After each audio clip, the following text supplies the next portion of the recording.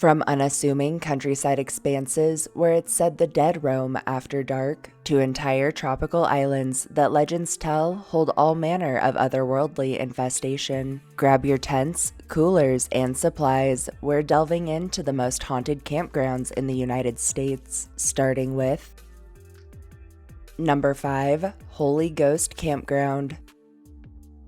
Holy Ghost Campground in TERERRO, New Mexico is a campground located along Holy Ghost Creek within the Santa Fe National Forest, on the edge of the Pecos Wilderness that's recognized in present times for its range of purported paranormal infestations. Though little is known of the area's earlier history, artifacts suggest it was inhabited by native peoples of the region from as early as 7000 BCE and onward, with the bulk of said artifacts showing us that tribes were at their strongest between 900 BCE and 400 CE. Colonization was started in 1598 under Spain, who would push their way into rapid expansion over the following 200 years. Preceding the Mexican-American War of 1846, New Mexico was annexed to the U.S., and in 1875, as mineral prospecting grew in popularity, European immigrants began settling through the area. Santa Fe National Forest was established in 1915 by the U.S. Forest Service and resulted from the merger of the earlier Pecos and Jemez National Forests. Shortly after its establishment, the area surrounding Holy Ghost Creek became a popular camping destination, and over time, a layout for official campsites was drawn up. Today, the site remains open to the public, offering both tent and RV camping, along with an array of trails, picnic sites, fishing holes, and, based off of frequent local reports, an impressive aggregation of chilling hauntings. Activity is said to span between the campground and surrounding forests, with parkgoers commonly describing shadowy silhouettes that peer out from behind trees, disembodied voices, and UAPs in the skies above. The full-bodied apparition of a priest, said to have been killed by Pueblo peoples who believed they were protecting themselves from colonization, has been sighted roaming the area after dark, his quiet prayers often heard from just out of sight, and many have described abnormal battery death in personal electronics, orbs in photography, and even a ghostly state trooper who's been known to chat with campers at great lengths before vanishing suddenly. Lastly, and possibly most disturbing, are the number of very real, unsolved disappearances stemming from the Holy Ghost area. Number 4. Hontoon Island State Park. Hontoon Island State Park is a 1,648-acre state park located on, you guessed it, Hontoon Island, between the St. Johns and Hontoon Dead Rivers in Volusia County, Florida, that can only be reached by boat or by park-operated passenger ferry. Historically, the island was first inhabited by the native Mayaka people, who actually resided there for a whopping 12,000 years. Through the 1500s, when the Spanish founded the city of St. Augustine along with other missions across Florida, one purportedly landed on Hontoon, and through the 1860s, former soldier William Hontoon would acquire the land and would construct himself a small residence there. Originally dubbed Hontoon after the man himself, the island would eventually come to be known as Hontoon and would be passed through a series of subsequent owners. Through the 1970s, the Florida Park Service officially established Hontoon Island State Park, ensuring the environment's indefinite protection, while also opening up a campground that remains in operation into present times under the management of the Florida State Park System. Today, Hontoon Island State Park offers tent sites, rustic cabins, trails, a marina, and, according to legend, its fair share of supernatural activity. The entire island is said to be haunted by the souls of those who once lived and died there, and many visiting Hontoon report shadowy figures that dart about, disembodied voices, sometimes speaking in ancient languages, and full-bodied apparitions in old-fashioned clothing. Also reported across the island's expanse are orbs captured in photography, unnatural cold spots in the middle of summer, the constant feeling of being watched, and batteries dying at abnormal rates. Lastly, the most famous urban legend to arise from Hontoon Island State Park surrounds a man who supposedly brought his family camping here many years ago. As the story goes, the man was playing his guitar around the campfire one night with the rest of his family singing along. Without warning or explanation, it said the man stood suddenly, walked to his tent, grabbed a gun, or a knife, or an axe depending on version, and proceeded to murder his entire family before killing himself. To this day, many who visit the area report the eerie sounds of phantom guitar music drifting from the campgrounds at night, even when they're completely empty. Chillingly, in some instances, this music has been known to cease entirely, and is replaced suddenly by panicked screams, followed by gunshots, and then silence. Number 3. Vallecito County Park and Stage Station.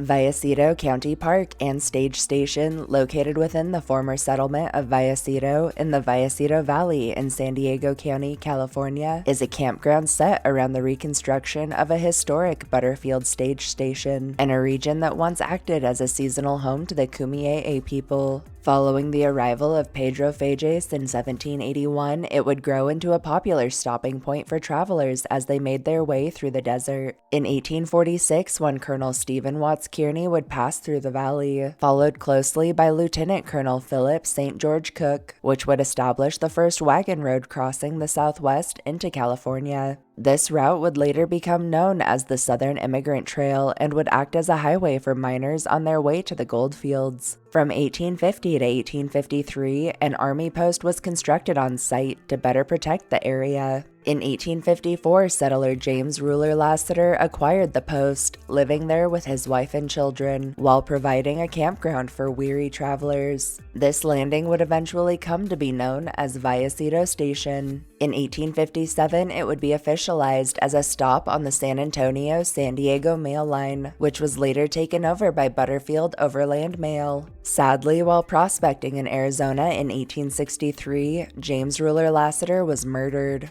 The old station was passed through several subsequent owners before being deeded to the County of San Diego in 1934, after which it was refurbished and opened to the public. Today, the park offers several campsites located around the Butterfield Stage Station, a small three-grave cemetery, and, purportedly, abundant paranormal phenomena. Campers at sites near the graves often report hearing ghostly whispering at night or disembodied footsteps around their tents, and the apparitions of both a white horse and phantom stagecoach have been encountered throughout the area, and are frequently sighted skidding to a stop near the mud ruins of the original station. These later manifestations are thought to be related to a robbery that took place on site in the 1860s. Also reported throughout the park are extreme cold spots, personal possessions found moved to odd places, and the sensation of being poked, tugged, or grabbed at by invisible hands. Lastly, and possibly most famously, are stories of the park's resident woman in white. As legend has it, a young woman arrived to the area in the 1850s to meet with her fiancé, but it's said the harsh desert climate was too much for her and that she passed away overnight. Legend furthers to state that she was buried in the cemetery, in the center grave, in her wedding dress. Into present times, campers report encounters with a beautiful woman in white who's always spied crying into her hands, usually in the middle of the night, and who always seems to disappear when approached by the living.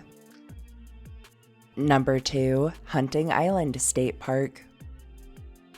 Hunting Island State Park, located just 15 miles off the eastern shore of Beaufort, South Carolina, between Harbor and Fripp Islands, is a 5,000-acre, secluded semi-tropical barrier island that boasts the impressive titles of being both South Carolina's most visited state park, as well as one of the few undeveloped sea islands left in Low Country. Historically, the island originally served as a hunting preserve for wealthy elites through the 19th and 20th centuries, and in 1850, its first lighthouse was constructed. This light was later destroyed by Confederate troops at the start of the Civil War, but was reconstructed in 1875. In 1893, a hurricane swept the island clean, but impressively, this new light survived the storm. In 1933, the light was decommissioned, and in 1935, the island was set to be developed as a state park by the Civilian Conservation Corps. Eventually, bridges were constructed to connect outer islands with the mainland, while ushering in a handful of new roads, trails, and camping areas. Sadly, since the 1980s, the island has suffered major erosion damages stemming from heavy tides, resulting from the confluence of the Atlantic and St. Helena's Sounds, and the spit is expected to shrink even further as time wears on. Today, Hunting Island State Park remains open to the public, offering camping, white sand beaches, wildlife preserves, a host of recreational activities, and more. Although the old light is no longer active, the tower remains open to visitors as a permanent fixture of the park. Over its lengthy history, a number of stories of the supernatural have washed ashore Hunting Island. Most hauntings in the area have been attributed to the lighthouse, with many local legends claiming strange occurrences seem to emanate from the area.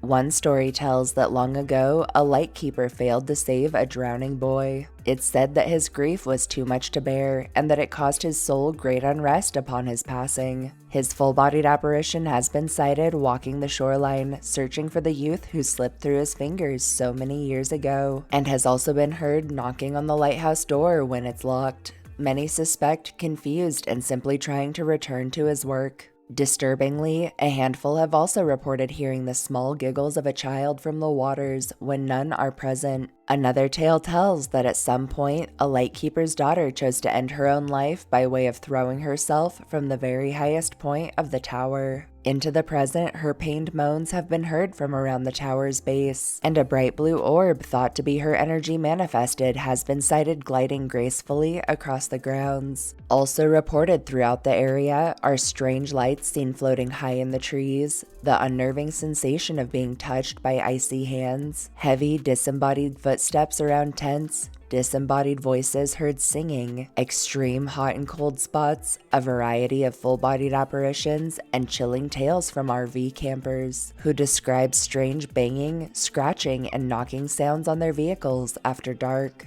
Lastly, and reported all across Hunting Island, are batteries dying at abnormal rates, objects and personal possessions found moved away from camps into the forest, and the feeling of being watched or even stalked by someone or something unseen. Number 1. Montgomery Bell State Park.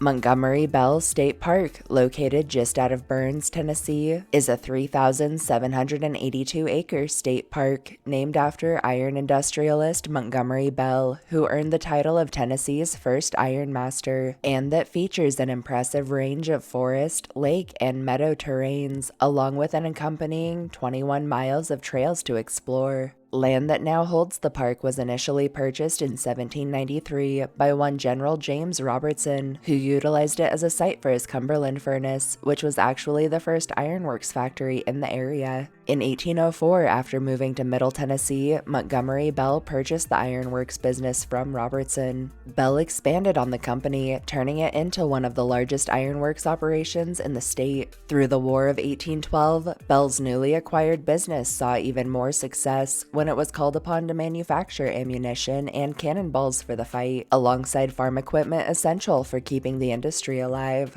Additionally, in 1851, one Robert Napier built the Laurel furnace nearby, which was largely successful, albeit only for a short period. By the turn of the 20th century, however, most furnaces in the area had been closed down, their properties left to stand the test of time. In the 1930s, the National Park Service created the Recreational Demonstration Area program to develop parklands while also creating jobs through the Depression, and during this time, the area was developed as Montgomery Bell Recreational Demonstration Area. In 1943, the area was given to the state, who renamed it to Montgomery Bell State Park. In addition to its campgrounds, the park also offers backcountry camping with permit, a wide range of activities, a resort, a multitude of historical sites, and, according to local legend, a slew of supernatural infestations. Activity has been attributed to a cemetery located atop a hill at the campground, with many frequenting the park reporting disembodied voices, footsteps throughout the trees, noises around their tents after dark, and full-bodied apparitions in clothing spanning the eras. One terrifying tale tells that in 1856, a circus train passing through the area jumped the tracks and crashed near the park. Though no one was injured and most of the animals were recaptured, it's said that 2 specimens, dubbed the Wolfmen of Borneo, or in some versions, the Wildmen of Borneo, were left unaccounted for.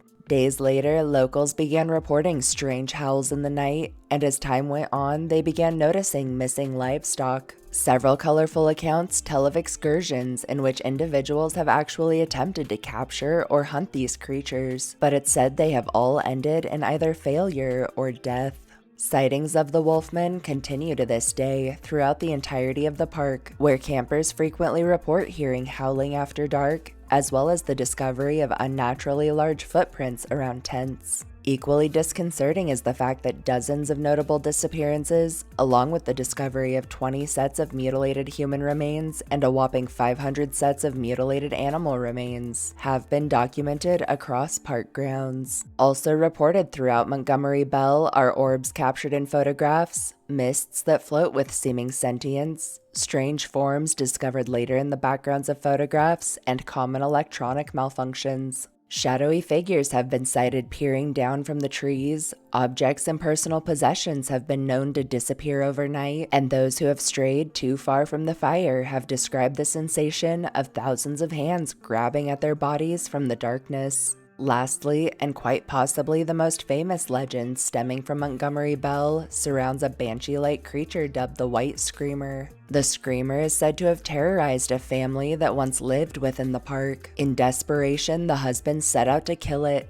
only to hear screaming start up from the direction of his house. It's said he sprinted back, but was too late, and walked in to find his wife and children dead. The White Screamer has been encountered at and near the campgrounds to this very day, its unearthly cry heard piercing the night. Taking into account its ridiculously fascinating history, range of spine-tingling paranormal activity, and long list of hair-raising urban legends and ghost stories, we felt Montgomery Bell State Park was an easy choice as our pick for the most haunted campground in the United States.